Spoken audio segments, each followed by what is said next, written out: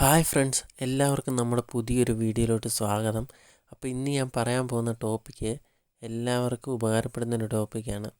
വേറൊന്നുമല്ല, നമ്മുടെ egg food എങ്ങനെയാണ് ഈസി ആയിട്ട് നമുക്ക് ഉണ്ടാക്കിയെടുക്കാൻ പറ്റുന്നതെന്നാണ് പറയാൻ പോകുന്നത്. അപ്പോൾ ആരും വീഡിയോ സ്കിപ്പ് ചെയ്യാതെ മുഴുവനായിട്ട് തന്നെ കാണാൻ ശ്രമിക്കുക. വീഡിയോ ഇഷ്ടപ്പെട്ട് കഴിഞ്ഞാൽ ഒരു ലൈക്കും കൂടെ തരിക. അപ്പം നമുക്ക് നേരെ വീഡിയോയിലോട്ട് കിടക്കാം. അപ്പം നമുക്ക് എഗ് ഫുഡ് ഉണ്ടാക്കാനായിട്ട് ആവശ്യമായിട്ടുള്ള സാധനങ്ങൾ എന്തൊക്കെയാണെന്ന് ഓരോന്നായിട്ട് നോക്കാം. ആദ്യത്തേത് കോഴിമുട്ടയാണ്, രണ്ടാമത്തേത് ക്യാരറ്റാണ്, മൂന്നാമത്തേത് നമ്മുടെ ബീട്രൂട്ടാണ്, പിന്നെ നമുക്ക് വേണ്ടത് റസ്ക്കാണ്. നിങ്ങൾക്ക് വേണമെങ്കിൽ ബ്രെഡും എടുക്കാം. ബ്രെഡിനേക്കാളും നല്ലത് റസ്ക് തന്നെയാണ്. റസ്ക് കിട്ടുമെങ്കിൽ റസ്ക് തന്നെ എടുക്കുക. പിന്നെ ഞാൻ എടുത്തിട്ടുള്ളത് ചീരയുണ്ട്, പുതിന എടുത്തിട്ടുണ്ട്, പിന്നെ ഇച്ചിരി തുളസി എടുത്തിട്ടുണ്ട്. അതുമാത്രമല്ല, നമ്മളൊരു ചെറിയ പൊടിയും കൂടെ എടുത്തിട്ടുണ്ട്. അതെന്താണെന്ന് ഞാൻ വീഡിയോയുടെ ഇടയ്ക്ക് പറയുന്നുണ്ട്.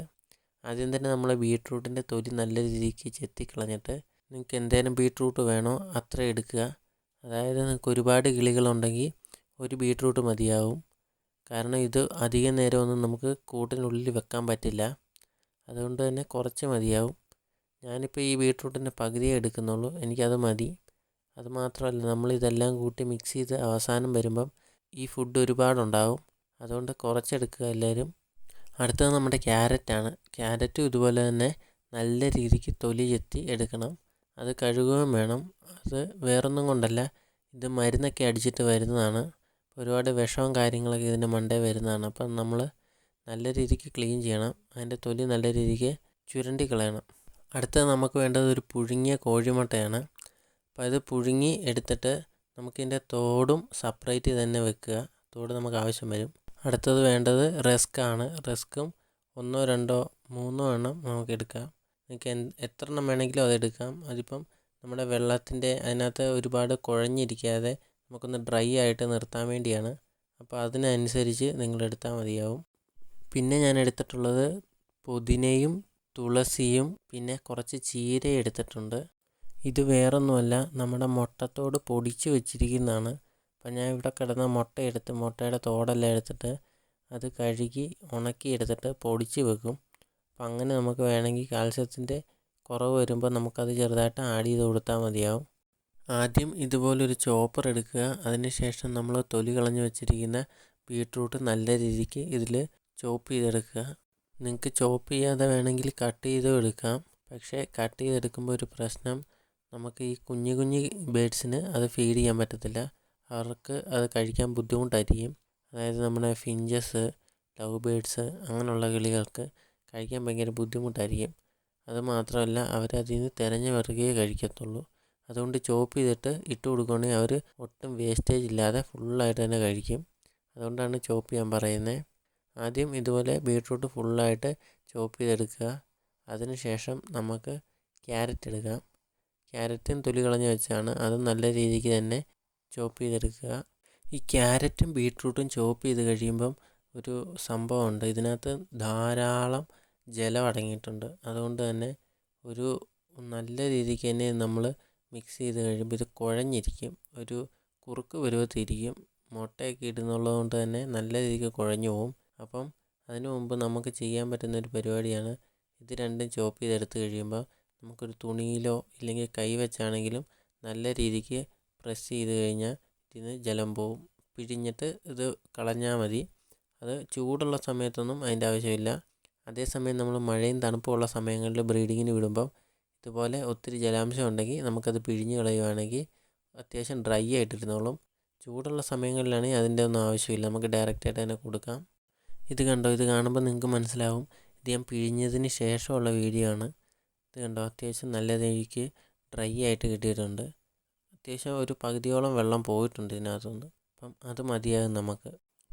അടുത്തത് നമ്മുടെ മെയിൻ സാധനമായിട്ടുള്ള മുട്ടയാണ്. മുട്ട എടുത്തിട്ടും ഇതുപോലെ തന്നെ ചോപ്പ് ചെയ്തെടുക്കുക. ചോപ്പ് ചെയ്തില്ലെങ്കിലും പ്രശ്നമൊന്നുമില്ല, നമുക്ക് വേണമെങ്കിൽ പൊടിച്ചാണെങ്കിലും ഇട്ട് കൊടുക്കാം.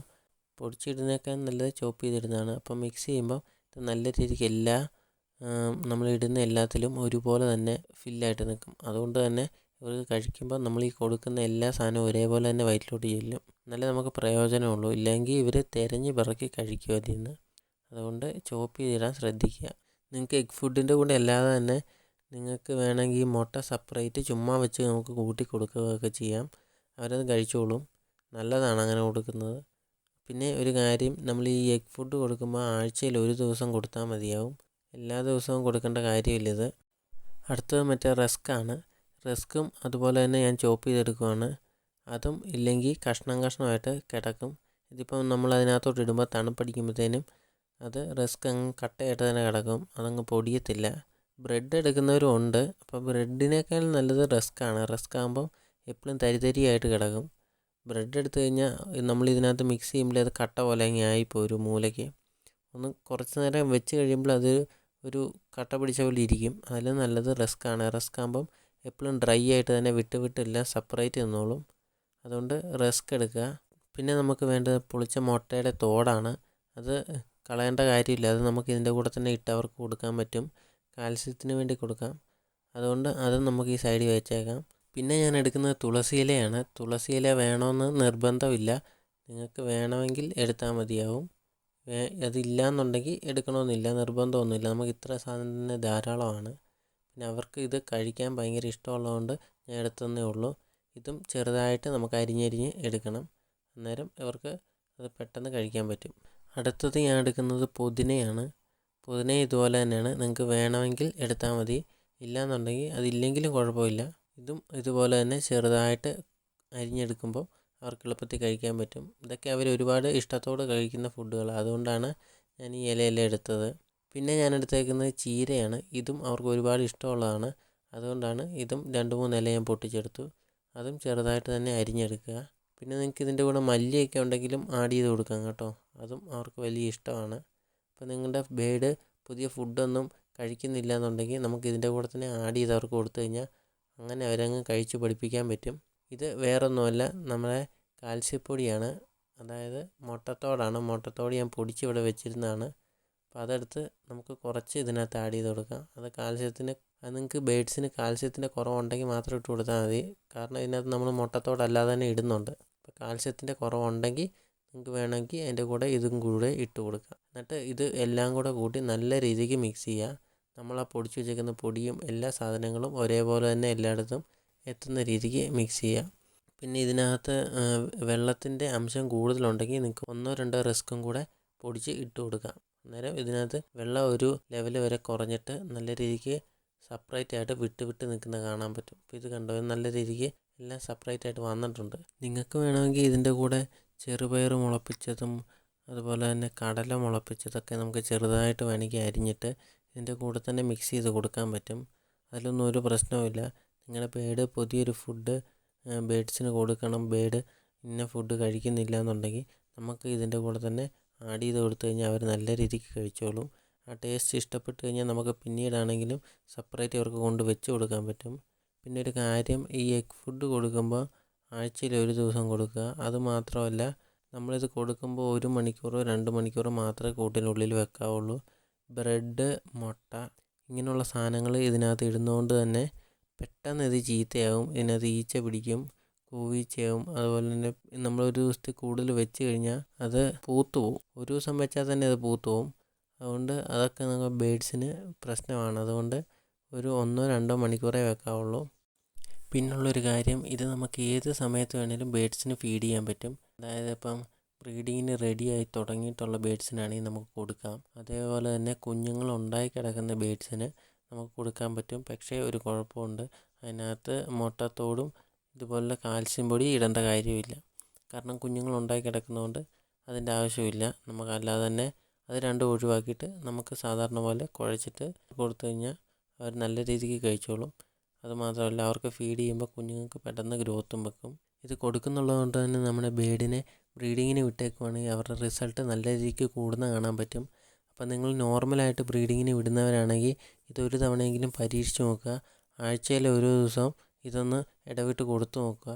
ബേഡ് നല്ല രീതിക്ക് റിസൾട്ട് തരും. എഗ്ഗിൻ്റെ എണ്ണവും കൂടും, നമ്മുടെ വിരിഞ്ഞ് കിട്ടുന്ന കുഞ്ഞുങ്ങളുടെ എണ്ണവും കൂടും. ചില സമയങ്ങളിൽ ബേഡ്സ് ഒരു 5 മുട്ട ഇട്ട് കഴിഞ്ഞാൽ ഒരു 3 എണ്ണം ഒരു വരെയൊക്കെ നമുക്ക് വിരിഞ്ഞ് കിട്ടത്തുള്ളൂ. അപ്പോൾ അതേസമയം ഇതുപോലുള്ള ഫുഡുകളൊക്കെ കൊടുത്തു കഴിഞ്ഞാൽ അവരുടെ കറക്റ്റായിട്ടുള്ള കുഞ്ഞുങ്ങളെ നമുക്ക് വിരിഞ്ഞ് കിട്ടും. 5 എണ്ണം ഇട്ട് കഴിഞ്ഞാൽ 5 എണ്ണം നമുക്ക് വിരിഞ്ഞ് കിട്ടും. അത് നല്ലതാണ്. അതുകൊണ്ട് തന്നെ ബ്രീഡിങ് ടൈമിൽ എല്ലാവരും മിസ് ചെയ്യാതെ കൊടുത്തു നോക്കരുത്.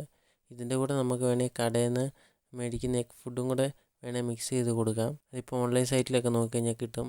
അത് മേടിച്ചിട്ട് ഇതിൻ്റെ കൂടെ കുറച്ച് ആഡ് ചെയ്തിട്ട് കൊടുക്കുവാണെങ്കിൽ നല്ലതാണ്. അവരുടെ എഗ്ഗ് വയറ്റിൽ ബ്ലോക്ക് ആകുന്ന പ്രോബ്ലംസ് ഒന്നും വരത്തില്ല. കാരണം ഇതിനകത്ത് ഓയിൽ കണ്ടൻ്റ് ഒന്നുമില്ല, അതിനകത്ത് ഓയിൽ കണ്ടൻ്റ് ഉണ്ട്. അതുകൊണ്ട് അതും മിക്സ് ചെയ്ത് കൊടുക്കുവാണെങ്കിൽ അവർക്ക് എഗ്ഗ് ഇങ്ങനെ ബ്ലോക്ക് ആകുന്ന പ്രശ്നങ്ങളൊന്നും ഒരു പരിധി വരെ വരത്തില്ല. ഇത് പിന്നെ ചോപ്പ് ചെയ്ത് കൊടുക്കുന്നതുകൊണ്ട് തന്നെ നമുക്ക് എല്ലാ ബേഡ്സിനും കൊടുക്കാൻ പറ്റും കേട്ടോ. വലിയ ബേഡ്സിനും ചെറിയ ബേഡ്സിനും എല്ലാം ഒരുപോലെ തന്നെ കഴിക്കാൻ പറ്റും. അതേസമയം നമ്മൾ മുറിച്ച് ഇങ്ങനെ കഷ്ണിച്ച് ഇട്ട് കൊടുക്കുവാണെങ്കിൽ അത്യാവശ്യം വലുപ്പമുള്ള ബേഡ്സിനെ കഴിക്കാൻ പറ്റത്തുള്ളൂ. അതുമാത്രമല്ല, കുഞ്ഞ് ബേഡ്സ് ഉണ്ടെങ്കിൽ അതിനകത്തുനിന്ന് തിരഞ്ഞു പിറക്കി അവരുടെ വായിൽ കൊള്ളുന്ന സാധനങ്ങൾ മാത്രമേ എടുക്കുകയുള്ളൂ. ഇപ്പം നമ്മൾ മുട്ടയും ഈ വെജിറ്റബിളും എല്ലാം കൂടി ഇട്ട് കൊടുത്തേക്കുന്നതുകൊണ്ട് ഇതിനകത്തുനിന്ന് ചിലപ്പോൾ അവർക്ക് വായിക്ക് സോഫ്റ്റായിട്ടിരിക്കുന്നതും എടുക്കാൻ എളുപ്പമായിട്ടുള്ളതും മുട്ടയായിരിക്കും. അപ്പം മുട്ട മാത്രമേ അവർ കഴിക്കത്തുള്ളൂ. അപ്പം അങ്ങനെ ഒരിക്കലും കൊടുക്കരുത്. അങ്ങനെ കൊടുത്തു കഴിഞ്ഞാൽ അവർ ബാക്കിയിരിക്കുന്ന ഫുഡ് മുഴുവൻ വേസ്റ്റാക്കി കളയും. പിന്നെ നിങ്ങൾക്ക് തുളസിയും പുതിനയും മല്ലിയിലയൊക്കെ കിട്ടുവാണെങ്കിൽ ഇട്ട് കൊടുക്കുവാണെങ്കിൽ അത് നല്ലതായിരിക്കും.